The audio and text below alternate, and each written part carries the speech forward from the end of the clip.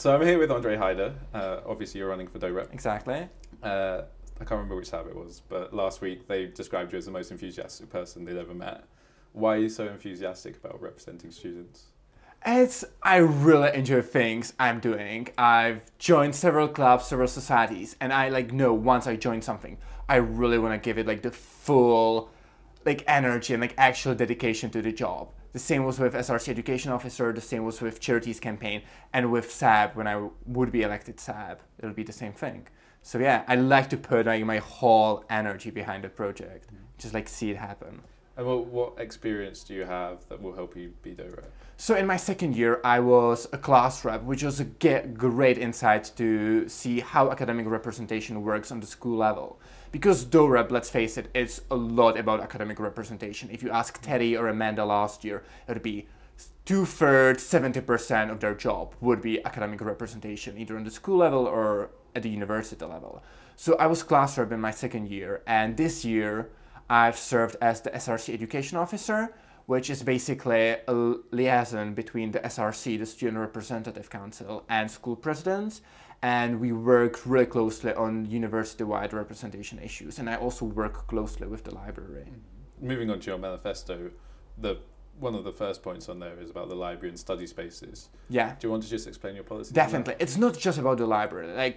We all know there's a huge problem with study spaces, right? You go to the library in the afternoon on Sunday and you just don't have space to sit. And there needs to be something done about it. The university is slightly increasing the student numbers every single year. And I think it's really important that the university also pays similar attention to study spaces and invests similar amount of money. So yeah, the first things I would like to do is the main library, we should extend it 8 to 2 a.m. every single day, which would include Friday, Saturday, and Sunday, because loads of people like to study from 8 a.m. in the morning. It's not some people like to sleep in, but some are most productive in the morning, right? So it's one of the first things. I ran the library survey and we have some good data to actually support this claim. And the library is keen to do that. It just needs the pushing, and you actually need to have a student officer who says, this is what students want and this is what you should do. So there'd be one thing. But the other thing, I think it's really important. The library has only a limited amount of spaces, and you cannot just build extra bubble in the library to put another 200 seats in. So how we can address this problem is we have loads of small libraries. If we look at JF Allen Library in physics or St. Mary's College Library, they can be open to students just with a swipe-in card, and that would make them available on weekends. Currently they are shut, and I think this can alleviate the problem a lot. Mm-hmm. So moving on to the welfare section of your manifesto, I saw a mention of puppies, which excited me.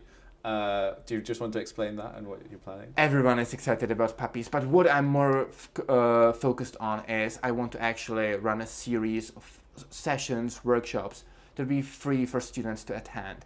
And it'll be, for example, one of my ideas was brain food. You know, when it comes to exams, when it comes to essay deadlines, students don't have time to cook proper food, and what you eat is chips, popcorn, and just junk food. I don't think it's great for you. And for example, with Fine Food Fair, I would like to, the Fine Dining Society, just organize a session that is actually with somebody who understands it, who understands good diet. This is what you should eat. This is easy to prepare, this is how you prepare it, and this will help you study. So things like that, easy, practical, but really good for students. Other things that I would like to organize is typical yoga sessions, or some cooperate with the AU on organizing free fitness classes, especially during exam periods, but also throughout the year. You know, the peak weeks are usually week 7, week 8, week 6, where all the deadlines are coming, right? So target these weeks as well as the exam period, and organize sessions that would help students cope with stress. Another part of that is this first semester break. Obviously, we used to have reading week. It was one of Teddy's main policies last year. And he said at the AGM a week ago that he's tried, but it's just not happening. What's your view on that, and what are you going to do? Okay, so it's exactly as you said, Teddy worked hard with it, but the university has only limited space how they can maneuver in it. The current proposal is to have one Friday off in semester 1, which I don't think is a good compromise, right? What I would like to see is, with a student consultation, And the university was also welcome to this idea. Have 1 week of class, 1 week, would it be either week 6 or week 7, depending how we cooperate with the university, that would be completely deadline free. Which means there still would be classes, but no deadlines would happen in this week. So it's one of the ideas that I would like to see encourage and like actually work with the university. And they said this is possible. It's much more possible to actually have the whole week without classes. And I think the deadline-free week can also like help to alleviate the stress a bit. So moving on to the equal opportunity side of things with the job, the main thing really, I think, that stood out at the 50th anniversary celebration a few weeks ago is that there's only been 5 presidents in 51 years. Completely, yeah. That were female. What are you going to do to increase that? I mean, there's only 2 sabbatical candidates this year for the union side. Which is ridiculous. Yeah. So one of the things, like, there's this huge, it's actually a British campaign that says we need more women in leadership positions. It's like across students' union in Britain. Basically, the statistics are that only 38% of the Students' Association presidents are female, which is ridiculous if you look at like the whole number of female students at university, which is around 60%. There's loads of reserves we have. And one idea I really liked was in Nottingham. They interviewed women in leadership, if it was Students' Association president, school presidents, or women who are really involved with the union.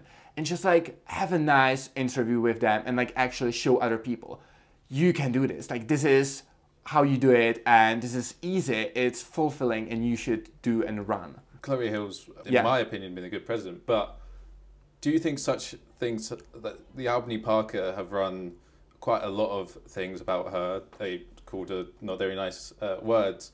Do you think that bullying like that would put off female candidates from running for a particular position? I think there's loads of, exactly as you said, pressure. It's behind pressure. It's not like very obvious on the first sight, right? But there's some pressure in this town, like, and around the world, where they say, no, women probably shouldn't stand, but this is ridiculous. And I think it's the responsibility of the students' union to actually address this problem and try to promote it.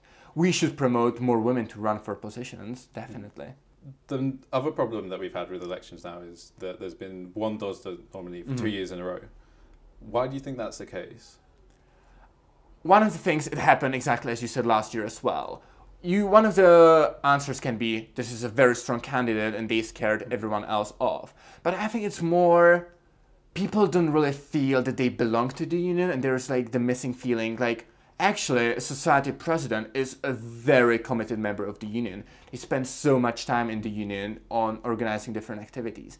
And I think this is something we need to promote, that actually say all the volunteers in the union are member of the union and you should go and run because you have already loads of experience in this. And this is like one of my other points. I would like to see the volunteers in the union to actually feel like they belong to the union and like share the feeling this union is ours.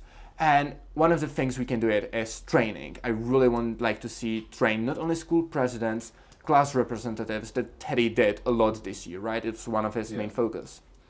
But the other thing is SRC members and generally committee members in societies. It's not just DoRep agenda, but it's across the union. We need to create the feeling that union is ours and this is what we do in the union. And also for the people who volunteer their time there, we need to give a sort of recognition for the work they do. So it was one of my other ideas, like actually recognize the hours, the enormous amount of hours volunteered. If you look at SSC officers, radio, charities, they usually spend more time on extracurriculars than on their academic degree. And I think there needs to be some form of recognition from the Students' Association for this. So finally, what were your thoughts on Teddy? What would you do what do you think he's done really well and what would you do differently? I think what he really focused on and did amazingly well was the whole school president and class rep system. He revamped it and he did so much more than Amanda last year. I've worked with Amanda as class rep, I know what she did. Teddy did an amazing job there in the school president system. I was sitting with school presidents at every single meeting and I know this just worked and it was really good. So I would like to continue with that. One of the things I think where there are some limitations in it is the idea of student welfare, gender equality, and this equal opportunities. because as I said, like the main priority of DoRep is usually education, but it doesn't mean that we like can just cast shadow on the other areas. Things like Sexy Health Week, I think it's one of the things that just should happen. Even though it's controversial, I think it's responsibility of the union to actually raise awareness about these issues. Well, Ondrej, thank you very much. Thank you. Decree, exactly. Well done you. Thank you.